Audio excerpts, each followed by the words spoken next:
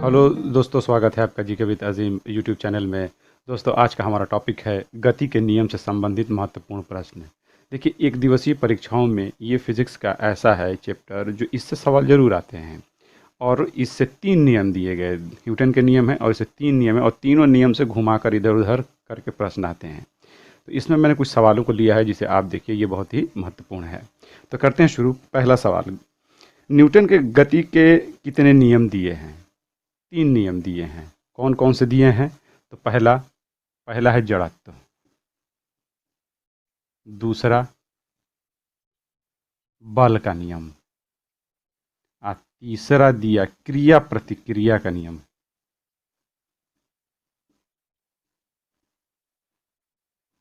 क्रिया का नियम, 3 नियम न्यूटन ने दिए हैं। अगला सवाल, न्यूटन के गति के नियम किस पुस्तक में उल्लेखित हैं? Physical rule, Principia Biographia, theory of gravity. इसका ऑप्शन बी सही होगा, प्रिंसिपिया में। अगला सवाल, वस्तु अपनी अवस्था में परिवर्तन का विरोध करता है, इस गुण को कहते हैं बल, संवेग, जड़त्व, आवेग। जड़त्व कहते हैं। इसका ऑप्शन सी सही होगा, जड़त्व। जड़त्व किस पर निर्भर करता है? गुरुत्वीय त्वरण पर, द्रव्यमान पर, भार पर, वस्तु के आकार पर। इसका जो ऑप्शन जो सही होगा वो बी सही होगा, वस्तु के द्रव्यमान पे, न कि भार पे। द्रव्यमान पर निर्भर करेगा, बाकी चीज़ों पे जड़त्व निर्भर नहीं करता है। जितनी चीज़ भारी होगी उसमें जड़त्व उतना ही अधिक होगा। देखिए, मैंने इस पर वीडियो भी बनाया है, आप चाहें तो उसे जाकर उसे देख लें। न्यूटन के सारे नियम मैंने उसमें पढ़ाया है। अगर वो आप वीडियो देखने के बाद आप इसे करेंगे तो आपको ज़्यादा फ़ायदा मिलेगा। लिंक मैंने डिस्क्रिप्शन में दिया है, चाहे तो आप जाके उस वीडियो को देख लें। और मेरे टेलीग्राम ग्रुप से जुड़ जाएं, जो लिंक में मैंने दिया है नीचे। ठीक है, वहाँ से बहुत से सवालों के PDF आपको वहाँ से मिल जाएंगे। गैलीलियो का नियम, गैलीलियो का नियम किसे कहते हैं? जड़त्व का नियम, बल का नियम को, गुरुत्वाकर्षण के नियम को, ऊर्जा संरक्षण के नियम को। इसका ऑप्शन ए सही होगा, जड़त्व के नियम को। सबसे पहले जड़त्व के बारे में गैलीलियो ने ही बताया था। घर्षण एवं जड़त्व के बारे में सबसे पहले व्याख्या गैलीलियो ने ही किया था। और जड़त्व का नियम जो दिया गया था वो न्यूटन द्वारा दिया गया था। अगला, बल की परिभाषा हमें न्यूटन के किस नियम से प्राप्त होती है? प्रथम नियम, द्वितीय नियम, तृतीय नियम या सभी? इसका ऑप्शन ए सही होगा, प्रथम नियम। यानी जड़त्व के नियम जो है यानी इनर्शिया, जड़त्व के नियम से ही हमें बल की परिभाषा हमें मिलती है। ठीक है, और कैसे? क्योंकि किसी जड़त्व गुण ही है कि ये अपने अवस्था परिवर्तन का क्या करता है? विरोध। यानी ये चाहता है कि हम जिस अवस्था में हैं हम उसी अवस्था में रहें। ठीक है, और अवस्था परिवर्तन करने के लिए वहाँ पे चाहिए क्या? बल। ठीक, तो बल वहीं से आता है, पहली वाली परिभाषा से, यानी पहले नियम से। अगला, चलती हुई गाड़ी अचानक रुक जाती है और आदमी आगे की ओर झुक जाता है, यह किस तरह का जड़त्व है? चलती हुई गाड़ी अचानक रुक जाता है और आदमी आगे की ओर झुक जाता है, यह किस नियम का है? तो ये गति के जड़त्व का उदाहरण है। इसका ऑप्शन ए सही होगा। मैंने इसके बारे में पूरा पढ़ाया है, जड़त्व के बारे में, सबके बारे में। अगला सवाल, संवेग परिवर्तन की दर को कहते हैं आवेग, ऊर्जा, त्वरण, बल। बल कहते हैं। इसका ऑप्शन डी सही होगा, बल। संवेग परिवर्तन के दर को कहते हैं बल। मैंने उस वीडियो में बताया भी है कि कैसे बनता है ये। बल के नियम का सूत्र बहुत बार आया है ये, ए बराबर एफ बाई एम, ए बराबर एम बाई एफ, एम बराबर एफ गुणे ए, एफ बराबर एम वी स्क्वायर। इसका ऑप्शन ए होगा सही, ए बराबर एफ बटा में एम। यही घुमा के आता है, कभी भी ये सही नहीं आता है। इसका यही आएगा, एफ बराबर एम, ये गुणा हो जाएगा इधर। ठीक है, तो ये भी आता है, तो इसका ऑप्शन ए सही होगा। बल है कारक, सदिश राशि, ऊर्जा, ए और बी दोनों। इसका ऑप्शन डी सही होगा, ए और बी दोनों। बल क्या है? एक तरह का कारक है। कारक का मतलब प्रभावित करने वाला, जो उस सिस्टम में न हो लेकिन बाहर से वो अप्लाई होता हो तो उसको प्रभावित करता हो, जैसे वर्षा, तापमान। ये भी क्या है? भौगोलिक कारक हैं। उसी तरह बल क्या है? एक कारक है। और बल क्या है? सदिश राशि है। और बल का मान द्रव्यमान और उसमें उत्पन्न त्वरण के गुणनफल के बराबर होता है। क्रिकेट की गेंद की तुलना में टेनिस की गेंद से कम चोट लगने का कारण है भार, संवेग, जड़त्व, बी और सी दोनों। इसका ऑप्शन डी सही होगा, बी और सी दोनों। एक तो जितनी भारी होगी चीज़ उसमें जड़त्व उतना ही ज़्यादा होगा, ठीक, और उसमें संवेग भी अधिक होगा और उसमें एनर्जी भी अधिक होगी, तो चोट भी आपको अधिक लगेगा। तो इसका ऑप्शन डी सही होगा। अधिक गहराई तक कील ठोकने के लिए भारी हथौड़े का प्रयोग किया जाता है, क्यों? भार बढ़ाने के लिए, जड़त्व बढ़ाने के लिए, बल बढ़ाने के लिए, या बी और सी दोनों? बी और सी दोनों। इसका ऑप्शन डी सही होगा। भार यानी द्रव्यमान बढ़ाने के लिए और जड़त्व बढ़ाने के लिए। इसका ऑप्शन क्या होगा? वो डी वाला सही होगा। भारी हथौड़ा लेंगे तो जड़त्व उसमें ज़्यादा होगा। कौन सा होगा? गति वाला जड़त्व, ठीक है। तो ये होगा ऑप्शन। और फिर उसके बाद होगा 13वां सवाल है, बल कितने प्रकार के होते हैं? 2, 3, 4 या 5? इसका ऑप्शन ए सही होगा, 2। बल 2 ही प्रकार के होते हैं। कौन? संतुलित बल और असंतुलित बल। किसी वस्तु में विस्थापन किस बल के द्वारा होता है? संतुलित बल द्वारा, असंतुलित बल, नाभिकीय बल, या सभी? असंतुलित बल द्वारा। किसी भी वस्तु में विस्थापन असंतुलित बल द्वारा होता है। अगला, बल का एसआई मात्रक है न्यूटन, किग्रा इंटू मीटर प्रति सेकेंड स्क्वायर, डाइन, या ए और बी दोनों? 15 का ऑप्शन होगा डी, ए और बी दोनों। एसआई जो है मात्रक न्यूटन भी है और किग्रा इंटू मीटर प्रति सेकेंड स्क्वायर भी इसका मात्रक है। बल का सीजीएस मात्रक है डाइन, अर्ग, जूल या वाट? इसका ऑप्शन ए सही होगा, डाइन।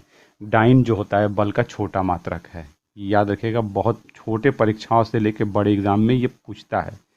तो जो 1 न्यूटन जो होता है वो 10 के घात 5 डाइन के बराबर होता है। ये भी होता है, ठीक है। तो आगे, जब वस्तु स्थिर अवस्था में होती है तो उस पर कौन सा घर्षण बल कार्य करता है? स्थैतिक घर्षण बल, सीमांत घर्षण बल, लोटनिक घर्षण बल, या सर्पिल घर्षण बल? स्थैतिक घर्षण बल। जब वस्तु स्थिर अवस्था में होती है तो उस पर स्थैतिक घर्षण बल कार्य करता है। अगला, वह बल जो गति के हमेशा विपरीत कार्य करता है? संतुलित बल, असंतुलित बल, घर्षण बल, या गुरुत्वीय बल? इसका ऑप्शन सी सही होगा, घर्षण बल। कोई भी वस्तु जब गति करना प्रारंभ करती है तो घर्षण बल चालू होता है, ठीक है। और ये एक क्षयकारी है ये बल। अगला सवाल, जो वस्तु फिसलती है तो उसके मध्य कौन सा घर्षण बल लगता है? स्थैतिक घर्षण बल, सीमांत घर्षण बल, लोटनिक घर्षण बल, या सर्पी घर्षण बल? इसका ऑप्शन जो होगा वो होगा सर्पी घर्षण बल, ठीक है। सर्पी यानी जो चीज़ें सरकती हैं उनके बीच घर्षण बल करता कार्य। जैसे हाथ को रगड़ना, पैदल चलना, इस तरह के, यानी जो चीज़ें हम ऐसे अगर हम चलते हैं, अगर हम चल रहे हैं और हमारा ये मान ये पैर है, तो ये इसके बीच जो घर्षण बल होगा वो सर्पिल होगा। या इक्का गाड़ी में जो है, बैल गाड़ी में जो है पहिया, उसमें भी, या स्लेज वाली जो होती है गाड़ी, उसके भी उदाहरण हैं। वस्तु, अगला सवाल है ये, वस्तु लुढ़कना प्रारंभ करती है तो उस पर कौन सा घर्षण बल लगता है? स्थैतिक घर्षण बल, सीमांत घर्षण बल, या लोटनिक घर्षण बल, या सर्पिल घर्षण बल? ऑप्शन इसका सी सही होगा, लोटनिक घर्षण बल, ठीक है। लुढ़कना, बॉल बेरिंग हो गया, या कोई चीज़ सरक रही है जैसे गेंद हो, तो उसमें लोटनिक घर्षण बल करता है कार्य। बॉल बेरिंग में कौन सा घर्षण बल कार्य करता है? स्थैतिक घर्षण बल, सीमांत घर्षण बल, लोटनिक घर्षण बल, या सर्पी घर्षण बल? इसका ऑप्शन सी सही होगा, लोटनिक घर्षण बल। ये परीक्षा में बहुत बार आया है। मनुष्य जमीन पर न्यूटन के किस नियम द्वारा आगे चलता है? प्रथम नियम, द्वितीय नियम, तृतीय नियम, या सभी? तृतीय नियम, क्रिया प्रतिक्रिया नियम के द्वारा ही मनुष्य जमीन पर चलता है। पानी में तैरना, रॉकेट का उड़ना, नाव से उतरते समय नाव का पीछे हटना, बंदूक से दागी गई गोली के समय बंदूक का पीछे हटना, न्यूटन के किस नियम के उदाहरण हैं? प्रथम नियम के, द्वितीय नियम के, तृतीय नियम के, सभी? इसका ऑप्शन सी सही होगा, तृतीय नियम के, यानी क्रिया प्रतिक्रिया नियम के उदाहरण हैं, ठीक है। पानी से जब आप नाव में हैं, कूदेंगे तो उतना ही वेग से वो नाव भी क्या करेगी, पीछे जाएगी। बंदूक का दागना, कपड़े को, कालीन को झाड़ना, धूल को झाड़ना, धोना, ये सब क्रिया प्रतिक्रिया के उदाहरण है। दीवार पे घूंसे से मारना, ठीक है, ये सब इसके उदाहरण है। ठीक है। कूदते समय जमीन से चोट क्यों लगता है? वेग के कारण, क्रिया प्रतिक्रिया के कारण, ऊंचाई के कारण, भार के कारण। इसका ऑप्शन बी सही होगा, क्रिया प्रतिक्रिया के कारण। बल की माप न्यूटन के किस नियम द्वारा निर्धारित होती है? प्रथम नियम द्वारा, द्वितीय नियम से, तृतीय नियम से, सभी द्वितीय नियम से। बल की माप हमें द्वितीय नियम से प्राप्त होती है, F बराबर ma वाले। इस नियम से हमें बल का मान प्राप्त होता है। और बल किससे होता है प्राप्त? प्रथम नियम से। कि क्या है बल? पैदा यहाँ से होता है, माप यहाँ से होती है इसकी। ठीक है। बल प्रकृति का पता हमें न्यूटन के किस नियम द्वारा होता है? प्रथम नियम, द्वितीय नियम, तृतीय नियम या सभी। इसका ऑप्शन होगा सी, तृतीय नियम, यानी क्रिया प्रतिक्रिया द्वारा हमें बल की प्रकृति का पता चलता है कि वो बल धीमा है कि तेज है, क्या है। जैसे आप दीवार पे घूंसा मार रहे हैं, धीरे से मारे तो बल आपको धीरे लगा, तेज मारे तो तेज लगा। इसका मतलब क्या है कि बल तेज धीमा उसके गुण का पता आपको चलता है। कब? क्रिया प्रतिक्रिया के नियम द्वारा। क्योंकि जब आप दीवार पे घूंसा मारते हैं, दीवार भी उतना ही बल आप पर लगाती है। तो ये प्रकृति का पता तीसरे नियम द्वारा होता है। रेखीय संवेग संरक्षण का सिद्धांत न्यूटन के किस नियम का दूसरा रूप है? प्रथम नियम, द्वितीय नियम, तृतीय नियम या सभी? तृतीय नियम। संवेग संरक्षण का नियम जो है वो तृतीय नियम का ही एक रूप है। ठीक है, वो भी क्रिया प्रतिक्रिया नियम का। संवेग का सूत्र है P बराबर mv, P बराबर mv स्क्वायर, P स्क्वायर बराबर mv या P बराबर m/v। इसका पहला होगा ऑप्शन ए सही होगा, P बराबर mv। संवेग का मात्रक है किग्रा इंटू मीटर प्रति सेकेंड, किग्रा इंटू मीटर सेकेंड, किग्रा प्रति मीटर सेकेंड, किग्रा इंटू सेकेंड स्क्वायर। इसका ऑप्शन ए होगा सही, किग्रा इंटू मीटर प्रति सेकेंड।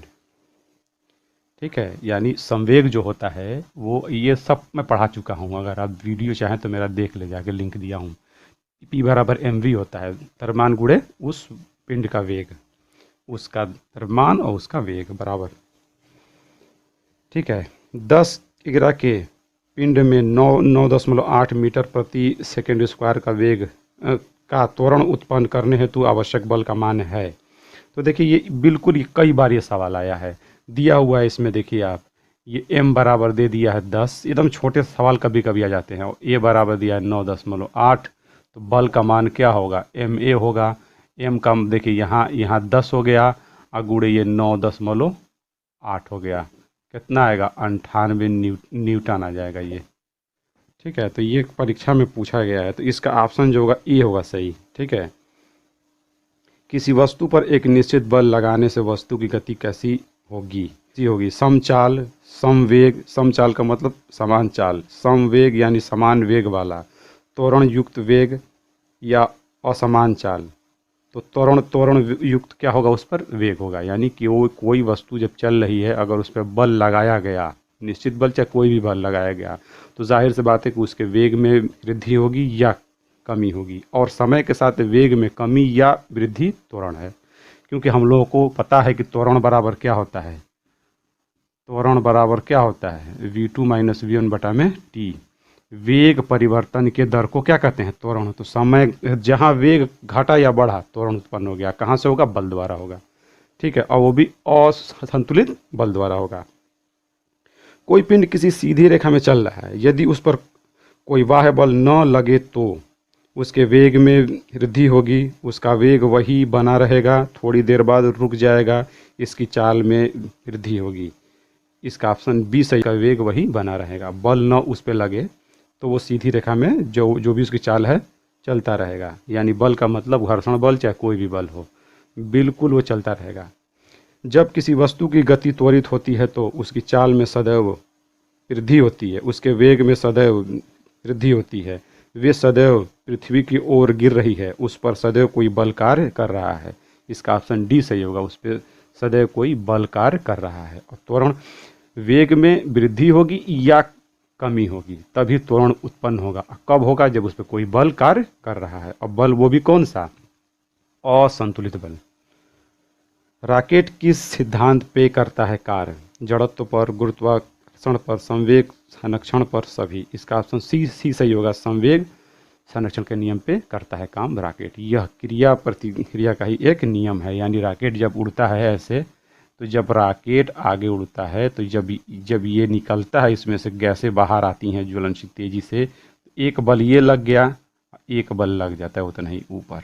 ये अगर ऋण है तो ये धन बढ़ जाते हैं आगे। इसलिए दोनों क्या होते हैं? बराबर होते हैं, लेकिन विपरीत होते हैं। इसी को क्रिया प्रतिक्रिया या संवेग संरक्षण का नियम भी कहते हैं। इस पर मैंने वीडियो बनाया है, आप चाहें तो उसे देख लें। किस बल के अभाव में कोई वस्तु एक समान वेग से गति करती है? संतुलित बल, असंतुलित बल, घर्षण बल, इनमें से कोई नहीं। किस बल के अभाव में, यानी वो बल न हो तो गति एक समान वेग करती रहेगी, वो है असंतुलित बल के अभाव में। गति एक तरह की वस्तु एक तरह की गति करती रहेगी। न्यूटन के किस नियम द्वारा निर्धारित होता है कि बल सदैव युग्म के रूप में विद्यमान है? प्रथम नियम, द्वितीय नियम, तृतीय नियम या सभी? इसका ऑप्शन होगा सी, तृतीय नियम। युग्म के रूप में होता है। एफ देखिए, ये एफ है और ये भी माइनस एफ है, दोनों बल युग्म के रूप में होता है शुरू। ठीक है, तो ये भी इसका एक था। फिर ऑप्शन अगला देखिए, तो इसका ऑप्शन सी सही होगा। गर्मी के दिन में प्रायः जंगलों में आग लग जाती है। सूखी लकड़ी के कारण, गर्मी के कारण, घर्षण के कारण, इनमें से कोई नहीं। इसका ऑप्शन जो होगा 38 का सी सही होगा, घर्षण के कारण। सूखी लकड़ी में कभी भी आग लगेगा नहीं जब तक उसमें घर्षण ना हो। इसका ऑप्शन सूखी लकड़ी नहीं होगा। बहुत लोग कहेंगे कि सूखा होगा अभी तो वो जलेगा। लकड़ी सूखा भी रहे पड़ा हुआ घरों में तो उसमें आग लगेगा नहीं जब तक उसमें लगाया ना जाए। तो जंगल में आग घर्षण के द्वारा होता है। जब दो टहनियाँ आपस में रगड़ खाती हैं हवा के बहने से, तो वो रगड़ता है। जैसे अगर आप हाथ को और रगड़ रहे हैं तो घर्षण के कारण उसमें से ऊष्मा आ रही है बाहर, एनर्जी हो रही है चेंज, यांत्रिक ऊर्जा ऊष्मीय मतलब ऊर्जा में हो रही है चेंज। तो उसी तरह लकड़ी भी आपस में क्या होती है, रगड़ जब खाती है तो वो जल जाते हैं। और वो गर्मी का दिन हो तो या जो भी हो वो चीज़ और बढ़ जाता है। साइबेरिया में भी लग जाते हैं आग, जहाँ पे तापमान बहुत कम होते हैं फिर भी लग जाता है आग। तो ठंडा का नहीं, यहाँ पे घर्षण का खेल है। ठीक है, गति बढ़ने पर घर्षण का मान बढ़ता है। गति बढ़ने पर घर्षण का मान डॉट है। स्थिर रहता है, घटता है, बढ़ता है, कभी घटता है कभी बढ़ता है। इसका ऑप्शन सी सही होगा, बढ़ता है। ठीक है, जितनी गति बढ़ेगी घर्षण का मान बढ़ता चला जाएगा, उतना ही घर्षण ज़्यादा लगेगा। इसीलिए उसमें तेल ओल डालते हैं लोग। ठीक है, अंतरिक्ष में गिरता हुआ उल्का पिंड पृथ्वी के वायुमंडल में प्रवेश करते वक्त जल क्यों जाता है? घर्षण के कारण, उल्का के द्रव्यमान के कारण, उल्का ज्वलनशील है, उल्का चमकदार है। इसका ऑप्शन ए होगा सही, घर्षण के कारण। वायुमंडल में हवा और उल्का के घर्षण के कारण वो जल जाता है। ठीक है, अगला, कौन सा कथन सत्य है? घर्षण बल क्षयकारी बल है। स्थैतिक घर्षण बल का मान सबसे अधिक होता है। लोटनी घर्षण बल का मान सबसे कम होता है। उपयुक्त सभी। इसका डी ऑप्शन होगा, सभी इसका ऑप्शन सही है। क्षयकारी भी है और लोटनी का कम होता है, यानी बॉल बेयरिंग में घर्षण कम होता है, जबकि वही बुश में क्या होगा, घर्षण ज़्यादा होगा। इसलिए बुश वाला अगर आप पंखा लेंगे तो घर्षण ज़्यादा होगा, वो पंखा गर्म भी ज़्यादा होगा, बिजली भी ज़्यादा लेगा और आवाज़ भी करेगा। और अगर बेयरिंग वाला आप लेंगे फ़ैन तो उसमें ध्वनि कम आएगी बाहर, गर्म भी वो कम होगा, बिजली भी वो कम लेगा। तो बहुत अच्छा सवाल था ये। क्रीम निकालने की मशीन में क्रीम दूध से अलग बल के कारण होता है। अपकेंद्र बल, अभिकेंद्र बल, गुरुत्वाकर्षण, घर्षण। इसका ऑप्शन ए होगा सही, अपकेंद्र बल के कारण अलग होता है बाहर की तरफ। ठीक है, क्रीम हल्का होता है, दूध वाला भारी जल, दोनों अलग अलग हो जाते हैं। जिस मशीन में घुमाते हैं उसको कहते हैं सेंट्रीफ्यूज। जैसे ख़ास तौर से ये खून ऊन की जांच उसमें भी इस्तेमाल वो होता है। वॉशिंग मशीन के सिद्धांत पे कार्य करता है। अपकेंद्र बल, अभिकेंद्र बल, गुरुत्वाकर्षण बल या घर्षण बल। इसका ऑप्शन ए सही होगा, अपकेंद्र बल। कपड़े और पानी दोनों होते हैं मिले हुए, जब उसको घुमाते हैं होता क्या है कि जब वो घूमता है तो कपड़ा ठहर जाता है, पानी बाहर निकल जाता है, इस बल के कारण। तो इसका ऑप्शन ए होगा सही। बल आघूर्ण का मात्रक है newton metre, joule metre, watt second, newton प्रति सेकेंड। इसका ऑप्शन ए होगा सही, न्यूटन मीटर। बल आघूर्ण है सदिश राशि, अदिश राशि, विमहीन राशि, इनमें से कोई नहीं, सदिश राशि है बल आघूर्ण। तो ये कुछ 45 के आसपास क्वेश्चन थे जो मैंने कराए हैं। तो ये क्वेश्चन थे, आप इन सवालों को देखिए, और इससे मैंने चैप्टर से वीडियो भी बनाया है, चाहे तो आप उसे भी देखिए। दोनों सवाल अच्छे हैं, अरे वीडियो अच्छे हैं, तो आपका ये चैप्टर तैयार हो जाएगा। वीडियो देखने के बाद आप इसको कर लेंगे तो आप बहुत कुछ समझ में आ जाएगा। ये वीडियो आपको अच्छा लगा है तो इसे करिएगा लाइक, और अगर आप इस चैनल पर नए हैं तो करिएगा सब्सक्राइब। मिलते हैं फिर हम एक अगले वीडियो में, तब तक के लिए अलविदा, जय हिंद।